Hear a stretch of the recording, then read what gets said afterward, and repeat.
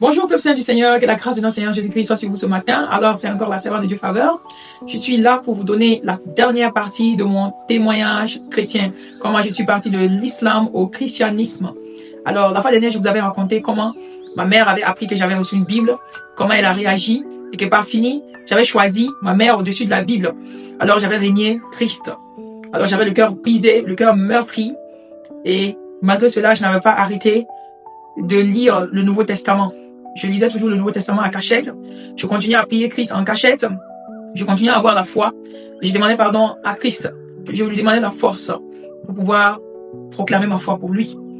C'est en 2008 qu'un homme est venu m'expliquer comment c'est Jésus-Christ même qui dit dans la Bible que toute personne qui croit en lui sincèrement doit suivre le prophète Mohammed. Il a dit qu'il y a une autre personne qui allait venir après lui, un autre prophète qui est plus grand que lui. Et ce prophète-là, c'est le prophète Mahomet. Je suis sûr que certains d'entre vous, vous avez entendu ces choses-là. Alors, c'est une déformation de la parole biblique. Ce n'est pas Jésus qui dit, c'est Jean qui dit. Celui qui vient après moi, je ne suis pas digne de lasser ses souliers. Alors, c'est Jean qui le dit, parlant de Jésus-Christ. Ce n'est pas Jésus qui le dit, parlant de Mahomet. Mais les gens ne le savent pas. Alors, puisque je ne le savais pas, il a pu me tromper comme ça, dire que si vraiment je suis adepte de Christ, je dois croire en Mahomet. Je dois devenir musulmane. Sinon, je ne suis pas une vraie croyante en Christ. Alors, j'avais jamais vu ces choses lisant la Bible, mais je crois que la peur aussi de faire face à ma foi avait agi sur moi. Je n'ai même pas fait des recherches approfondies. J'ai juste décidé de croire en tout ce qu'il me disait. Alors, je suis convaincu qu'une partie de moi avait juste peur de faire face aux épreuves qui étaient devant moi.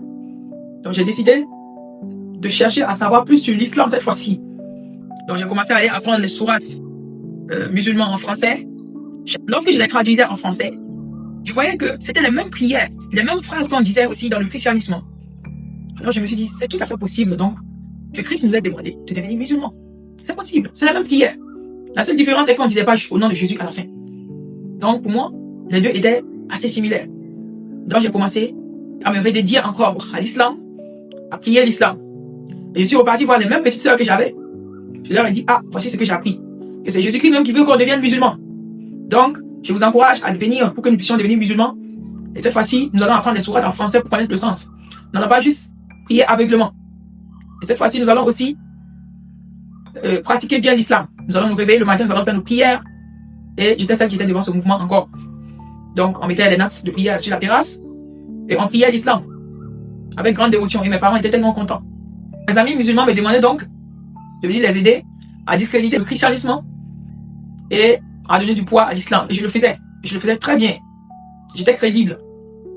Alors, voilà un peu quelle vie je menais. Je faisais mes prières musulmanes. Lorsque je faisais des rêves, comme tout musulman, je sortais aussi faire des sacrifices. Je vais acheter des bonbons Axe et je cherche des gens. Je les donne. Je dis voilà, je sacrifie pour que, voilà, mes rêves, les mauvais rêves n'arrivent pas. Donc, je suis devenue une musulmane réelle.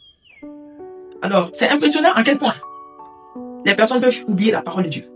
Moi qui connaissais la parole de Dieu, qui aimais le Seigneur, qui expérimentais le Seigneur dans toutes les profondeurs, je me retrouvais maintenant de l'autre côté, à défendre l'autre côté.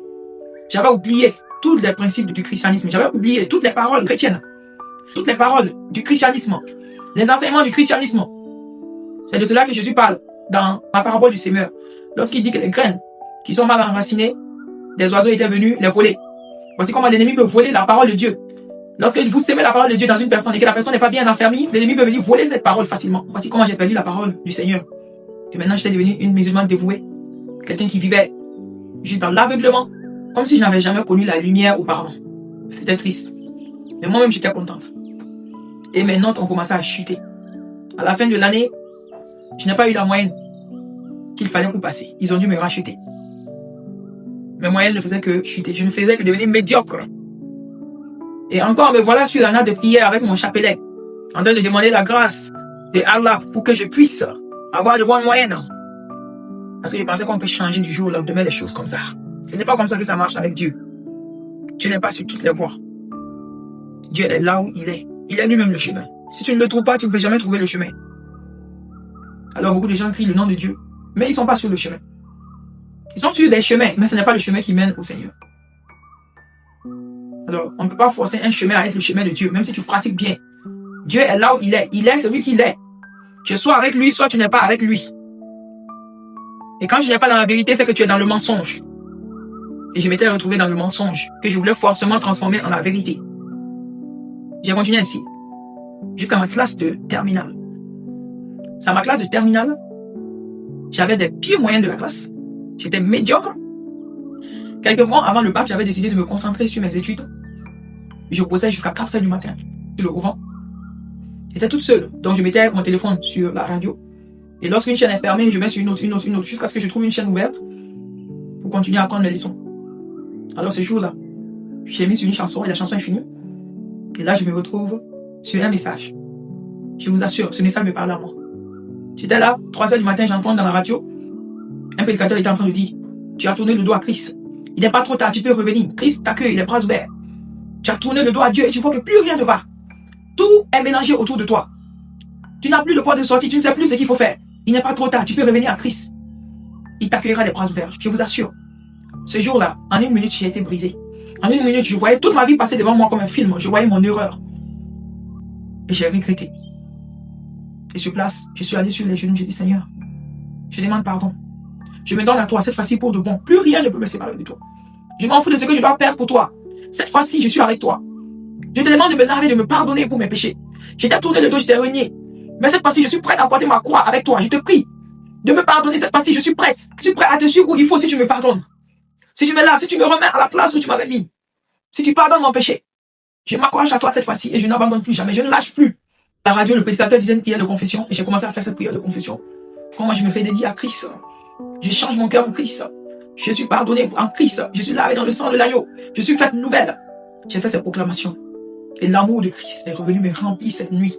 Mon cœur était plein jusqu'à déborder, craquer pour Christ. Et j'avais décidé que plus rien ne pouvait me faire laisser encore Christ. C'était fini. Alors, j'ai fini d'apprendre mes leçons.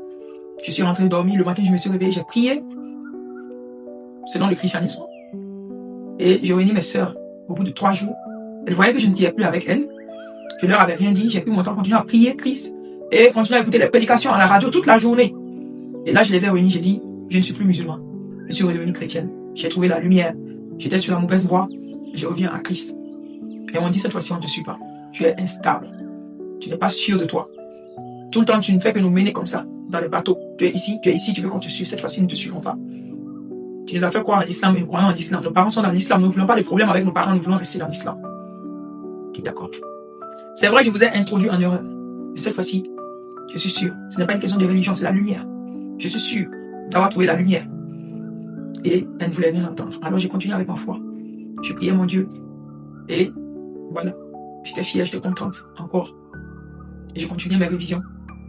Et un jour, je disais les témoignages que j'avais entendus dans les radios chrétiennes. Je racontais à mes soeurs. Je leur dis, ces choses-là sont réelles. Vous devez croire en ces choses-là. N'oubliez pas qu'on avait cru en ça une fois. Vous devez croire en ça encore. Vous avez été témoin de tout ce que Jésus avait fait dans votre vie. Et une d'entre elles a dit, je suis prête à écouter encore des prédications chrétiennes, mais je ne suis pas prête à te faire confiance à toi. Je veux quelqu'un qui a été chrétien pendant des années et des années, que cette personne m'enseigne. Je vais écouter. Je dis d'accord, c'est ce que tu veux. Jésus va te le donner. Nous sommes allés au lit, nous avons dormi. Le matin, à la première heure, il y avait une fille qui travaillait chez nous qui était protestante, chrétienne, évangélique. Elle est venue me réveiller et dire, mon frère est là. Venez saluer mon frère. Elle est sortie pour saluer son frère. Et son frère se présente comme étant une personne, un membre de l'église évangélique.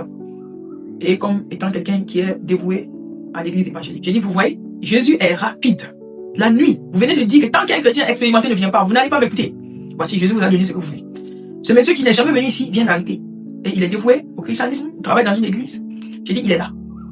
Je lui ai dit, voici mes sœurs m'ont dit qu'elles n'allaient pas croire en Christ tant que quelqu'un qui est affilié à une église directement ne les parle pas de Christ. Tant qu'il est responsable de l'église ne les parle pas de Christ. J'ai dit, voilà, que Dieu t'a envoyé pour ça. Parle-leur de Christ. Donne-leur des témoignages. Dis-leur. Et il a commencé à les raconter tout ce que je leur avais raconté la veille. Elle me regardait et elle faisait comme ça. Waouh. Ok, donc maintenant on te croit. Parce que celui-là vient nous confirmer tout ce que tu nous avais dit la veille. Donc ce Jésus-là est réel. On peut lui faire confiance. Cette fois-ci, on peut encore te faire confiance. Donc il est parti. Elles ont aussi fait leur prière de proclamation. Et cette fois-ci, j'ai pris le christianisme avec un autre niveau. Je lisais la parole du Seigneur. J'étais prête à tout. Je savais qu'un jour viendrait où j'allais confronter mes parents. J'étais prête à ça cette fois-ci. Alors, voici un peu ce qui s'est passé. Pour ma classe d'examen, j'étais allé au second tour, et je n'allais pas avoir le bac.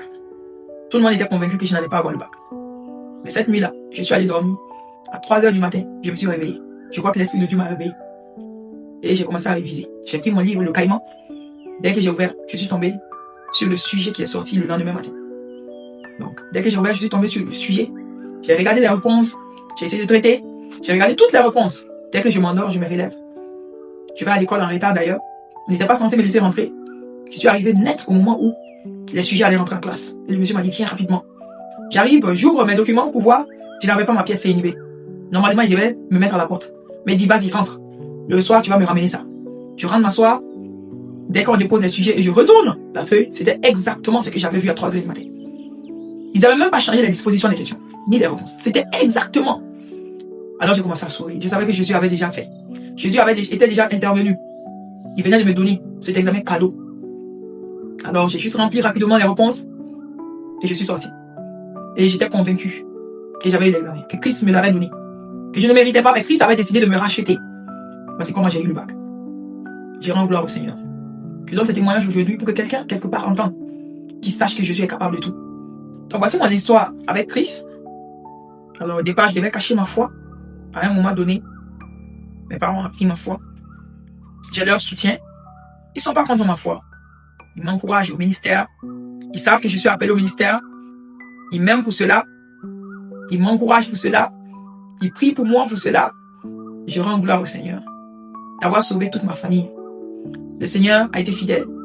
La manière dont il m'avait promis, pour ceux qui avaient regardé le début de mon témoignage, il m'avait donné la partie où l'apôtre Paul dit aujourd'hui, crois au Seigneur Jésus-Christ et toi et ta famille vous serez sauvés. C'est ce que Jésus a fait pour moi. J'ai cru en lui. Il a sauvé toute ma famille. Je lui rends grâce. Je le célèbre. Je l'élève pour ce qu'il a fait pour moi. Je suis comblé. Jésus m'a point trahi. Il m'a donné tout ce qu'il avait promis. Quand bien même que dans ma jeunesse, il y a eu des moments où je me suis laissé influencer négativement par des amis qui vivent dans le monde et je les ai suivis. J'ai eu à me comporter aussi comme eux pendant une période. Mais Jésus m'a repêché encore et a travaillé sur moi. Comme la Bible dit, le juste homme, cette fois, elle se relève. Et il fut des moments où je suis tombé. Mais Jésus m'a jamais lâché. Il m'a relevé, il m'a lavé. Et aujourd'hui, il m'utilise pour la gloire de son Seigneur. Alors si toi aussi tu es tombé, partout, alors je te parle à toi mon frère, où que tu sois. Tu es un chrétien, ou tu étais chrétien auparavant, avec les difficultés, tu as laissé Christ, tu es passé à autre chose, tu t'es fait corrompre par tes amis, tu t'es fait influencer négativement. Il n'est pas trop tard. Christ t'accueille les bras ouverts. Reviens à lui. Il t'aime et il te donne son amour. Comme le fils prodige, reviens encore à Christ. Alors si tu es musulman aussi, Christ t'aime. Tu te sens pas bien dans l'islam, tu as besoin d'un père, viens à Christ. Il te donnera ce dont tu as besoin. Ce que tu désires et ce dont tu as besoin sont différents. Christ te donne ce dont tu as besoin et non ce que tu désires. Il te donne ce dont tu as besoin. Je vous invite. Les musulmans, venez à Christ. Il va vous donner le salut. Lorsque vous allez mourir, vous n'irez pas en enfer. Vous n'irez pas dans la guerre. Jésus va vous accueillir. Et vous allez monter dans les cieux avec lui. Allez vivre avec lui. Alors, voici la fin de l'histoire de ma conversion. Alors, d'autres témoignages viendront. Laissez des commentaires si vous avez été touché par ce témoignage. Et si vous avez des témoignages, laissez-les en commentaire également. Que la grâce du Seigneur Jésus-Christ soit sur vous. Shalom, shalom, shalom. Amen.